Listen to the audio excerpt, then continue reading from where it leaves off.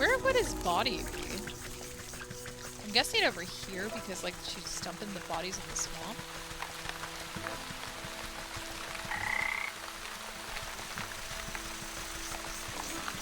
Be in the swamp waters, maybe? Or do you think it's like where all those dead bodies are in the graveyard? Oh wait, what was the troll like? The troll doesn't care. The troll gives no cares. Ah!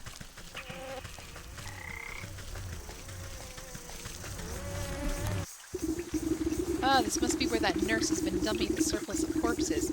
I'll need to take a closer look at each one to find the right fellow. Okay. I guess this isn't it. Similar. This isn't it.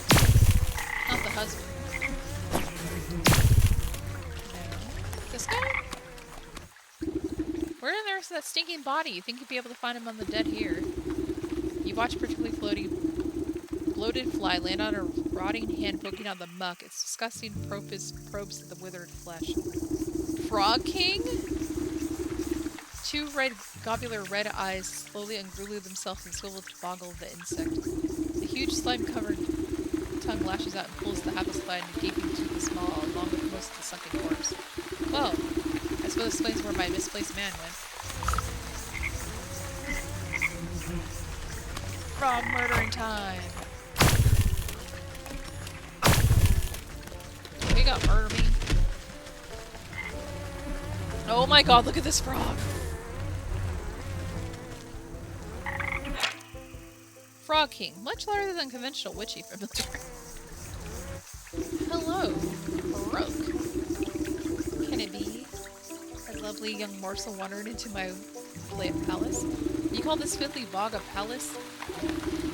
He throws his head back, shaking the swamp with burbling laughter. Smaller frogs and newts scurry out of the way to avoid being crushed by his enormous bulk. Har har har! Wouldn't you? This place is a veritable bounty of insects, and my subjects have healthy appetites. They grow so big and strong. I'll eat you too, but that head of yours looks so too much hard. I've heard my food to be nice and tender. Look, you wouldn't be, perchance, have seen an old man pass through here, have you? About yay high, full beard, deadish. The frog taps his fingers against the log, grinning an impossibly large grin. Oh yes, I do believe I've seen the chap. He has such a delectable aroma and fall off the bone ribs. I'm so sorry to say that once something goes down that hatch, it never sees the light of day again. Well, we'll see about that. I'm sure I can come up with just desserts for you. The frog rolls his eyes around and around, as if daring you to try something. The digestive tablets! He is pretty cool. Look at the feathers. Big old, like... Digestive tablets. We can make one! We gotta, like, the snot of a goblin or whatever. Alright,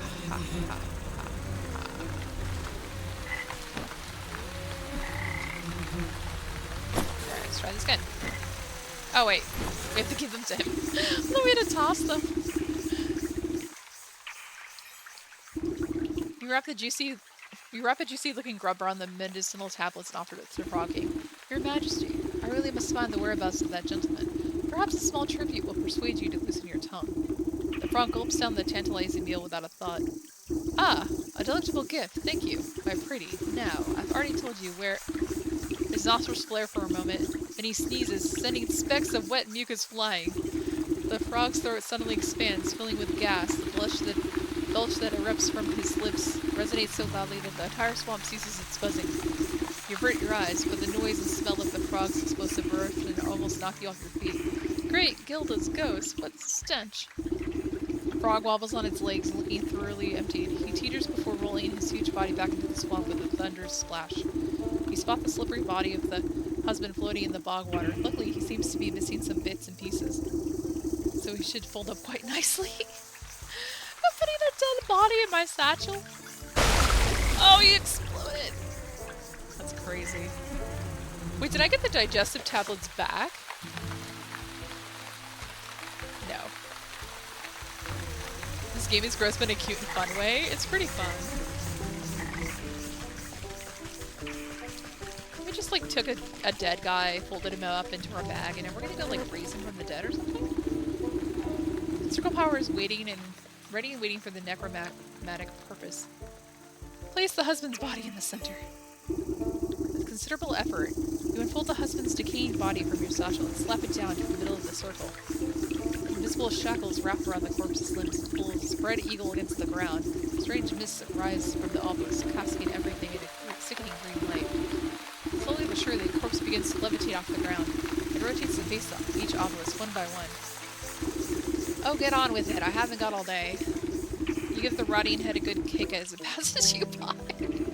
With a gasp of stale air, the body drops to the ground. Suddenly, it bolts upright. It's a zombie husband. Gah. Oh my gosh. That's too great. Well, hello there. You caused me a lot of trouble. Do you know that? The reanimated corpse claws at his throat. Oh, sorry. Wait, one moment. Near your feet, you see a disembodied tongue flopping around on the ground like a worm. You scoop it up and quickly toss it in the man's gaping mouth. Ugh. Though he moves his jaw, his lurching voice seems to emanate from someplace beyond. Murderer! What? I'm not. You were quite dead when I found you. No, Leech murdered me. He clutches his hollow chest as if trying to feel his heart beating. Gave me plague, drained my blood. Leech murdered others. He swings a limp arm towards the body-filled bog. I knew there was some awful stink about that sick house. What sort of doctor infects her own patients? Check her office. Find proof. Don't you worry. I'll make sure that parasite gets what's coming to her.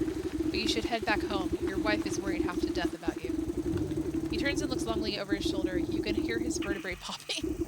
Yes, late. As he shambles into the choking mist, he gives you a crooked nod of thanks. I like zombie husband. This is gonna get really interesting.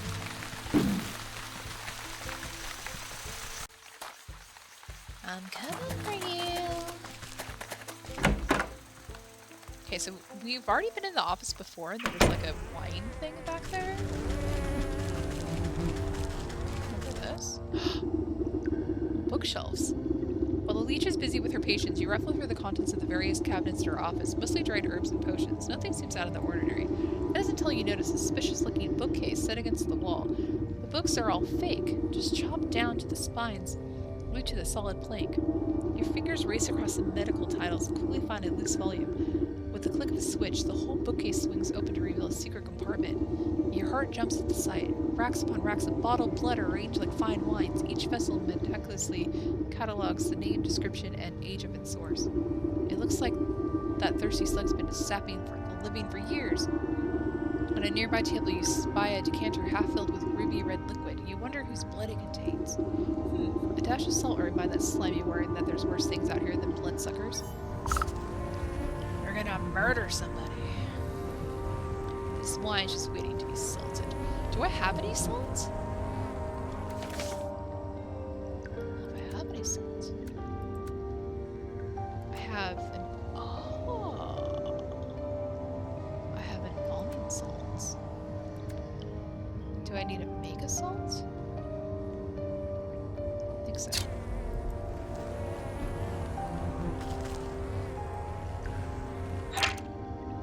Spirit salts. Okay. This is it. We need unveiling powder. We return to the wife to see that zombie husband has eaten her. Spirit salts.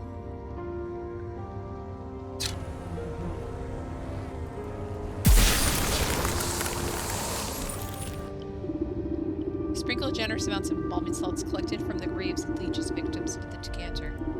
As the salt dissolves into the bloody cocktail, you hear the telltale screech of a good doctor's approach.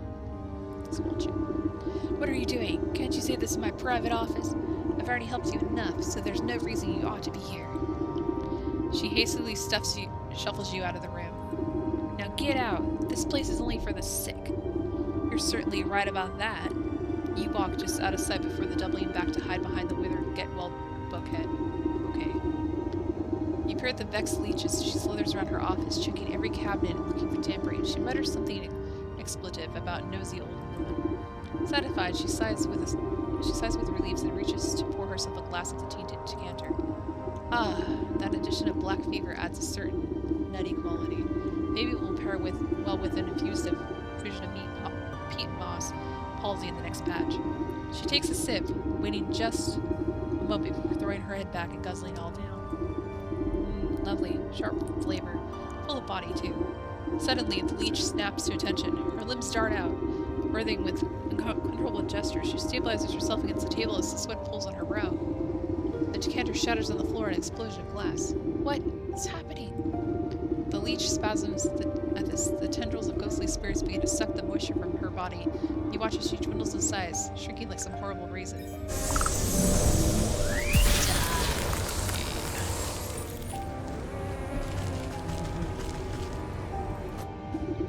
Inspect the mummified worm, pressing its between your fingers lightly. Drained by the very spirit she was supposed to be healing. In your fingertips, you make out the faintest heartbeats, the soul of Leech. Nice. We did it!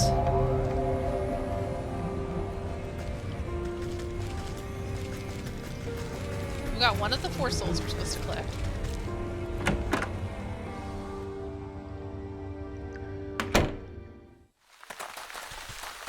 Let's go back to the zombie husband and see what happens with him and his wife.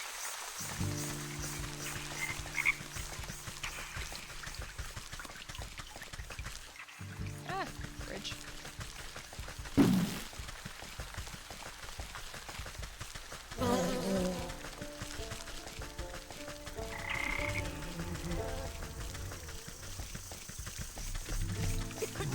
Oh, he's here. Thank you, sister. He's good as new. Love, wife.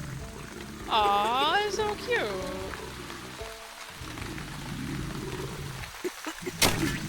Just dig up your fire. Don't worry. It's so precious. Little happy family. So thank you. So we've gotten one of the souls. We have the soul of the Leech. I don't know where that went. I wonder how many ingredients we can hold. We've completed the Leech. Now we just gotta get the ox, the bear, and the snake. Cute in a creepy necromancy way. Yep.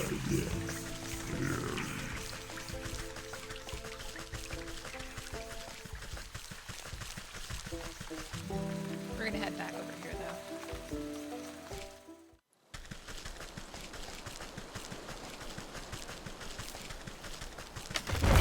Ah, you stupid tree, leave me alone. Ah!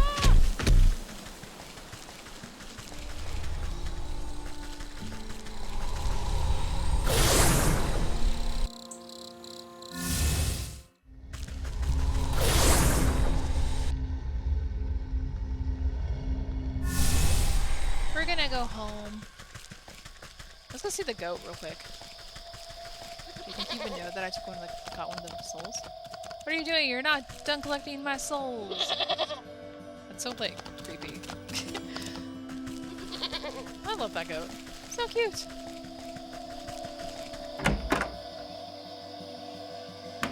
So that is actually going to be it for the stream today. I'll probably play more of this on next Friday. Get a few more souls, collect a few more things, do a few more potions and stuff like that. But I hope you guys had fun watching me play. Have a great night, and I'll see you guys later.